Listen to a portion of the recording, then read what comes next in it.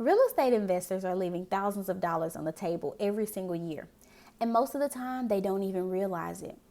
I've seen it happen again and again. Smart investors making one bookkeeping mistake that makes them lose deductions or just causing chaos at tax time. I'm Colby, owner of KB Omni Services, and today I'm going to tell you what that mistake is, tell you why it's costing you money, and instruct you on how to fix it or avoid it if you're just starting. If you stay until the end, I'll also share a free resource that will walk you step by step through setting your books up the proper way. The mistake is simple: mixing your personal and business transactions. Here's what that may look like in your situation. You pay for a roof repair with your personal debit card. Or maybe you're receiving your rent from your tenants and it's coming directly to your personal checking account. What's the problem, you may ask? When everything is mixed together, your financial picture becomes messy or blurred. You'll spend hours sorting through it at the end of the year, or you'll pay thousands of dollars to your CPA to sort through it at the end of the year. Worst case scenario, if the IRS audits you, you'll have to prove which transactions were business and which transactions were personal. Imagine digging through 12 months of bank statements to defend one property repair, all because it was not categorized.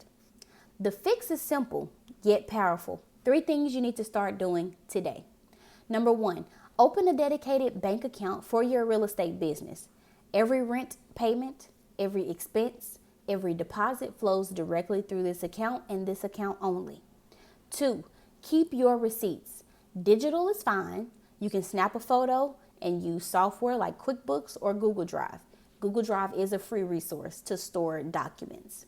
And number 3, use a bookkeeping system, whether it's QuickBooks, Wave, or a spreadsheet. You just need to track everything in one place.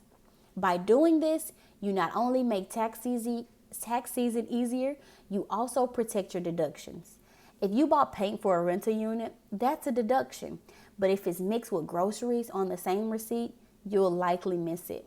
And over time, you can easily add up thousands of dollars lost by commingling your funds.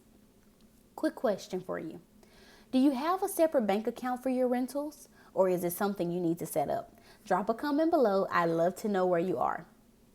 And if you want to get things right from the start, I've put together a free real estate bookkeeping starter guide. It walks you through everything you need to set up your accounts and track your money without stress. Grab it from the link in the description. Also, if you're ready to hand off your bookkeeping, my consultation link is below. I'd love to talk with you on how I could help. Don't forget to like and subscribe. I'll see you in the next video.